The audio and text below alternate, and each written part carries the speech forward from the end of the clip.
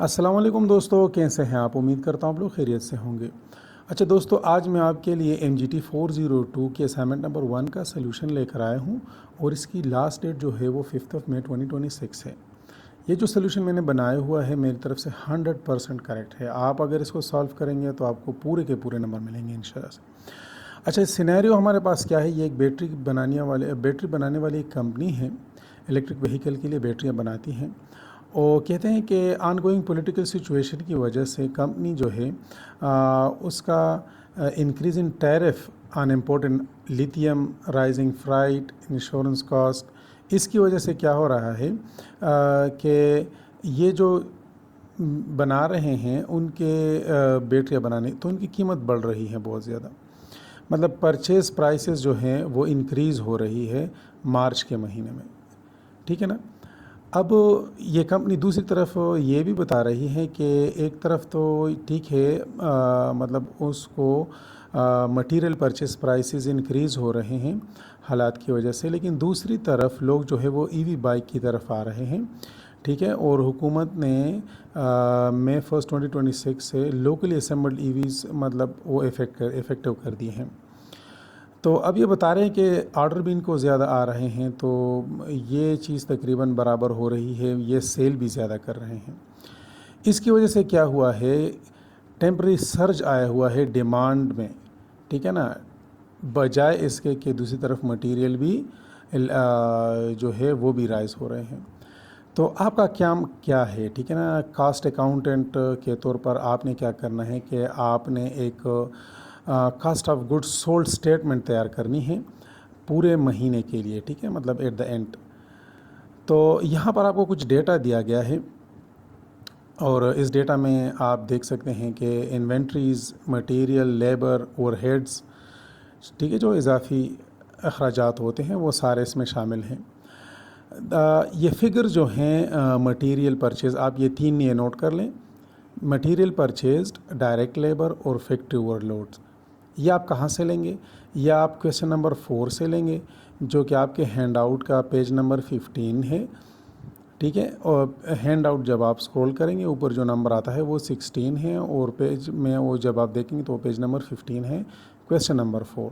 वहाँ से आपने ये लेने हैं, लेकिन कैसे लेने हैं ये चेक करें ज़रा। मटेरियल परचेज्ड, वहाँ पर जो वैल्यू लिखी होगी आप उसका 125% लेंगे। डायरेक्ट लेबर वहाँ जो वैल्यू लिखी होगी या यहाँ आप उसका 90% लेंगे। और फैक्ट्री ओवर हेड जो है वहाँ पर जो वैल्यू लिखी होगी वो आप उसका 105% लेंगे, ठीक है ना। मतलब उससे मल्टीप्लाई कर देंगे तो हमारे पास ये आंसर आ जाएगा। इसके अलावा हैंड आउट आप डाउनलोड करके उसमें देख सकते हैं। तो चलिए आते हैं वहाँ पर देखते हैं कि हमारे पास यहाँ पर वैल्यूज़ क्या क्या दी गई हैं। तो तीन वैल्यूज़ का हमें यहाँ पर बताया गया है। अभी आप देखें मैं पेज नंबर 16 के ऊपर हूँ और ये पेज नंबर 15 है, आप यहाँ नीचे देख सकते हैं। यहाँ पर 16 होगा, ठीक है, और यहाँ पर 15 और ये क्वेश्चन नंबर 4 है। तो उसके डेटा से हमें तीन चीज़ें लेनी हैं, ठीक है ना। एक तो परचेज लेनी है, ठीक है, जो उन्होंने बताया था परचेज़, तो ये आपकी कीमत देखें 120,000 है। और दूसरा डायरेक्ट लेबर है, ठीक है ना, तो वो 65,000 है।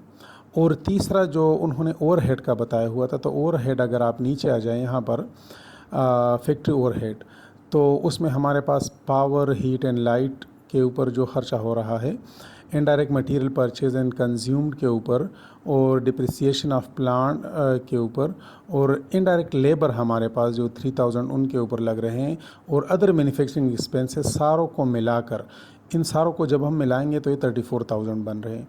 तो हमारे पास यहाँ से तीन वैल्यूज़ हमारे पास आ चुकी हैं, ठीक है ना। अब वापस असाइनमेंट की तरफ चलते हैं।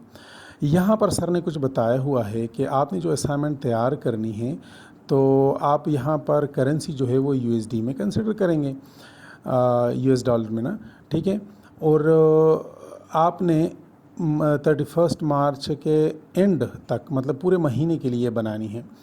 तो इसका एक तरीक़ेकार, जिस तरह बुक में सॉल्व किया गया है एक तरीक़ेकार है, ठीक है, उसी के मुताबिक आपने इन 5 सवालात के जवाब देने हैं। एक तो cost of material consumed, prime cost, total factory cost, cost of good manufacture, cost of good sold. यहाँ पर मैं आपको दिखा सकता हूँ, ये सारा कुछ इन्होंने किया हुआ है इसी तरीके से, मतलब cost of good material consume ये इन्होंने कैसे मालूम किया हुआ है आप देख सकते हैं। इस तरह प्राइम कास्ट है ये इन्होंने कैसे मालूम किया हुआ है, और इस तरह टोटल मैन्युफैक्चरिंग कॉस्ट जो है वो इन्होंने कैसे मालूम किया हुआ है। तो बिल्कुल इसी तरह आपने लिखाई करनी है, इसमें बिल्कुल इसी तरह आपने लिखना है, ठीक है। इसके अलावा जो दो और क्वेश्चन किए गए हैं, cost of good manufacture, cost of good sold, ठीक है ना, तो वो ये है कास्ट ऑफ गुड मैन्युफैक्चर्ड वो आप यहाँ बिल्कुल इस तरीके से लिखेंगे, और कास्ट ऑफ गुड सोल्ड वो आप यहाँ बिल्कुल इस तरीके से लिखेंगे। लेकिन वैल्यूज़ आपने कहाँ से लेनी है, जो मैंने आपको बताया, एक वैल्यू आपने यहाँ से फैक्ट्री ओवरहेड्स यहाँ से 34,000, और अगर दो वैल्यूज़ हम यहाँ पर चेक करें तो हमारे पास परचेज़ 120,000 और डायरेक्ट लेबर 65,000 है। अच्छा दोस्तों, इसका मैंने सोल्यूशन बनाया हुआ है, वो मैं आपके साथ शेयर कर रहा हूँ। अच्छा दोस्तों, वो दिखाने से पहले आपने क्या करना है कि ये मेरा एक यूट्यूब चैनल है, ठीक है, और ज़्यादातर तो मैं CS के असाइनमेंट बनाता हूँ, लेकिन एक स्टूडेंट ने इसका बताया तो मैंने असाइनमेंट बना दी, तो सोचा इसकी वीडियो भी बना दूँ। अगर आपको भी किसी असाइनमेंट की ज़रूरत हो तो काइंडली आप मुझसे रब्ता कर लीजिएगा, मैं बना दूंगा, ठीक है। और बाकी आपने क्या करना है कि मेरे इस चैनल को आपने ज़रूर सब्सक्राइब करना है, ठीक है। वादा करें अगर आपने मेरी वीडियो देखकर असाइनमेंट बना ली है, ठीक है, तो आपने ज़रूर मेरे इस चैनल को सब्सक्राइब कर देना है। ओके जी। अच्छा, नेक्स्ट हम क्या करते हैं, आते हैं सोल्यूशन की तरफ। तो सोल्यूशन में हम, अच्छा यहाँ पर कुछ डेटा हमें ऑलरेडी दिया गया है क्वेश्चन में, उसको भी हम देखते हैं। मटेरियल जो 1 मार्च पर आप चेक करें तो हमारे पास कितने रुपीस के US डॉलर के थे, 96,045।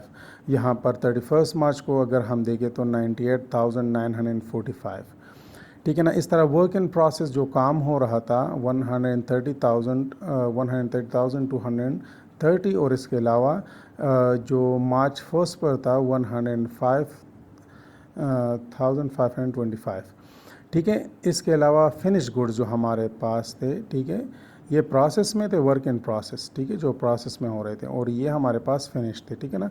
तो 1 मार्च को हमारे पास 105,520 और 109,850 ये हमारे पास मौजूद थे। तो ये डाटा यहाँ से लिया गया है। अच्छा, अब मैं क्या कहता हूँ, सोल्यूशन की तरफ मैं आता हूँ, ठीक है। तो हमने क्या बनाना है, फॉर द मंथ ऑफ हमने cost of good sold statement बनानी है, ठीक है ना। तो गिवन डेटा जिस तरह के मैंने आपको अभी बता दिया, ये हमें ऑलरेडी दिया गया है, वही डेटा मैंने यहाँ पर लिखा हुआ है। अब यहाँ पर हम बात करते हैं कि क्वेश्चन नंबर 4 से जो हमने डेटा लेना था, जिस तरह मैंने आपको वहाँ पर बता दिया है, ठीक है ना। तो परचेजेस हमारे पास वहाँ पर 120,000, लेबर हमारे पास 65,100,000, और फैक्ट्री ओवरहेड जो है तो वो थे हमारे पास 34,100,000, ठीक है। तो हमने क्या करना है, इसके परसेंटेज लेनी है, ठीक है। इसको 125 का, इसका 90 और इसका 105। तो जब हम ये कैलकुलेट करते हैं तो मैंने यहाँ पर कैलकुलेशन की हुई है, तो ये बन जाता है 150 और ये 58,150 और ये 35,000 और 700 बन जाता है। तो ये वैल्यूज़ पर बिल्कुल उसी तरह मैंने टेबल बनाया हुआ है, जिस तरह वहाँ पर लिखाई की हुई है मैंने यहाँ पर भी लिखाई की है। बस थोड़ी सी मतलब आप यहाँ पर एग्जैक्ट देख सकते हैं। मैं इसको कंपेयर करके भी आपको दिखा सकता हूँ। अच्छा, अगर हम यहाँ आए तो यहाँ पर लिखा हुआ है कि रॉ मटेरियल हमारे पास इस डेट को, ये 1 जुलाई है, ये 1 जुलाई 2004। अच्छा, तो रॉ मटेरियल इन्वेंट्री, अच्छा सॉरी ये तो डेटा है। यहाँ सोल्यूशन की तरफ हम आते हैं। तो रॉ मटेरियल हमारे पास इतने 8 परचेस का मतलब है, 8 का मतलब है आपने इसके साथ मिलाने हैं, और लेस का मतलब है आपने यहाँ से कम करने हैं, फिर आपके पास वैल्यू आएगी, ठीक है ना। तो कास्ट ऑफ मटेरियल कंज्यूम कितने हुए हैं, मतलब हमारे पास रॉ में कितने थे, परचेज़ हमने कितने किए, और उसके बाद 30 तारीख को, ये तो यकम की बात है, फिर 30 तारीख को कितने थे, मतलब कितने इस्तेमाल हुए ना, तो वो हमने फिर उससे लेस करने थे।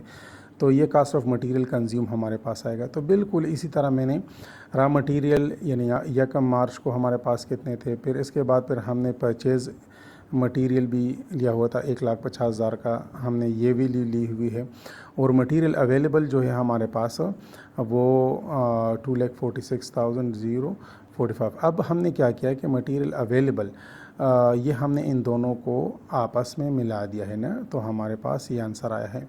अच्छा, अब हम क्या करते हैं कि इसे हम कास्ट ऑफ मटेरियल कंज्यूम्ड, तो हमने जो लेस करना था क्या, इन्वेंट्री में जो हमारे पास थे ना उसको हमने लेस करना है यहाँ से, तो हमने वो लेस कर दिया, तो ये हमारे पास 1,41,100 की वैल्यू यहाँ पर आ चुकी है।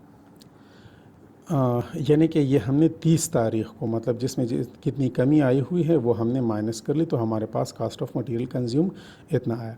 इसके बाद प्राइम कास्ट हम कैसे मालूम करते हैं कि डायरेक्ट लेबर, ठीक है ना, हम मतलब फैक्ट्री में जो लोग काम कर रहे हैं उसका हमने इसके ऊपर कितना ख़र्चा किया, तो 58,500 ये निकल आ रहा था ना, ठीक है, हमने कैलकुलेट किया था।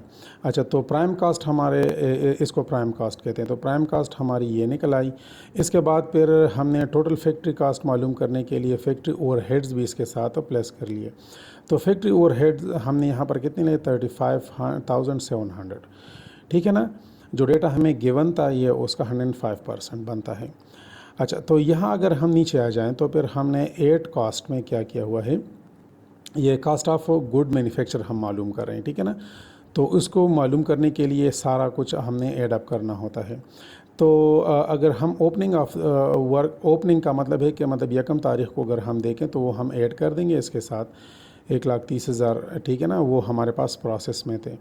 और जब cost of good in the process, ठीक है, जो हमारे पास ये ओपनिंग पर थे, फिर ये ओपनिंग में हमारे पास इतने वैल्यू थी ना, वो हमें यहाँ पर दिखाई गई है, यहाँ से ये डेटा लिया गया है, ठीक है, ये यहाँ पर आप देख सकते हैं। और फिर एंड पर हमारे पास इतना इससे कंज्यूम हुआ है प्रोसेसिंग में, तो यहाँ पर इन प्रोसेस हम देख सकते हैं। टोटल इन दोनों को हमने मिला दिया है, ठीक है, तो ये 3,71,530 बनते हैं। तो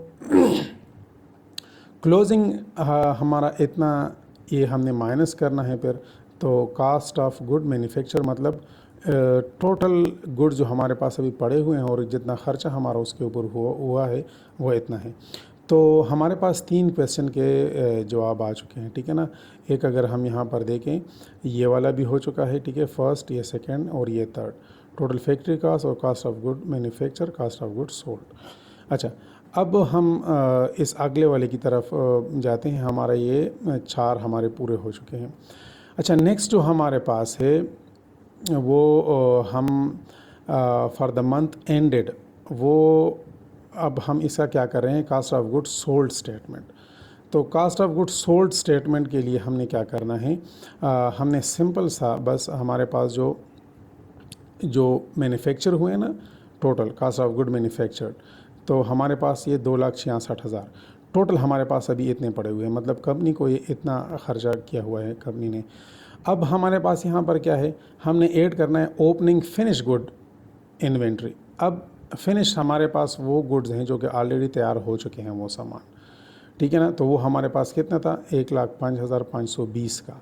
अगर हम यहाँ से देखें तो ये हमें ऑलरेडी डेटा गिवन है, यहाँ से में आप देखें ज़रा, 1,05,520, ठीक है ना। तो ये हमारे पास फिनिश्ड गुड्स हैं, ऑलरेडी हमारे पास पड़े हुए हैं, लेकिन हमने सेल नहीं किए। लेकिन 31 मार्च को फिर वो कितने के आ गए, 1,09,850, ठीक है, मतलब सेलिंग ज़्यादा नहीं हुई है। तो हम यहाँ क्या करते हैं कि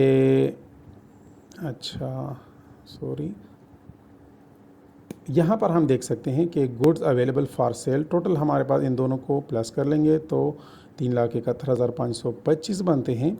जबकि अगर हम क्लोजिंग फिनिश मतलब जो इन्वेंट्री ने मतलब सेल किए हुए थे 1,09,850, तो वो हम इसे माइनस कर लेंगे।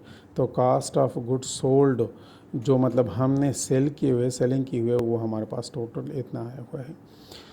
अच्छा, अब हम आ जाते हैं फाइनल आंसर की तरफ। हमारे जो फाइनल आंसर है वो हम यहाँ पर लिख देंगे सारे के सारे, ठीक है। 1,47,100, 2,05,600, 2,41,300, 2,66,005 और 2,61,675।